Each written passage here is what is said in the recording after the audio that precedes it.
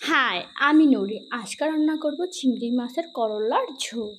করলার ভিতরে তেল গরম করে নিয়েছি অনেকগুলো, আপনার যতটুকু প্রয়োজন দিতে পারেন। আর অনেকগুলো পেঁয়াজ কুচি দিয়ে দিলাম। পেঁয়াজ কুচি একটুও ভাজবেন না, সাথে সাথে করলা ছেড়ে দেবেন। পেঁয়াজ আর করলা একসাথে দেওয়ার পরে তারপরে একটু একটু করে মশলা ছেড়ে দিলাম। 1 চামচ এটা হচ্ছে কাঁচামরিচ আর পেঁয়াজ বাটা, ছোটো 1 চামচ হলুদের গুঁড়ো, ছোটো 1 চামচ জিরার গুঁড়ো, আর এর অর্ধেক হচ্ছে শুকনা মরিচের গুঁড়ো দিয়েছি। তারপরে এই করলা, পেঁয়াজ আর মশলাকে সুন্দর করে নেড়ে চেড়ে 2-1 মিনিট হালকা পাতলা করে কষায় নেওয়ার পরে 1 চামচ লবণ দিয়ে দিয়েছি। লবণের সাথে করে দিয়ে আরেকবার কষায় নিতে হবে সুন্দর করে।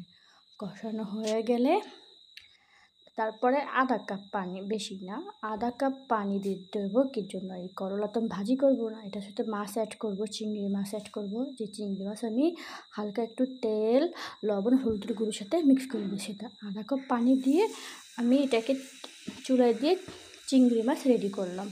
একটা আলাদা ভাণ্ডাতে করে নিয়ে রসুন কুচি, 2টা কাঁচামরিচ আর একটু হলুদ আর একটু লবণের সাথে এটা ভেজে নিলাম। ভেজার পর ওই করলার ভিতরে চিংড়ি মাছগুলো ঢেলে দিলাম। ঢালার পরে একটু নাড়াচাড়া সুন্দর করে মিক্স করে এটাকে আমি 5 মিনিট রান্না করছি, বেশি রান্না করিনি, 5 মিনিট। আর এটা আমার করলার ঝোল রেডি।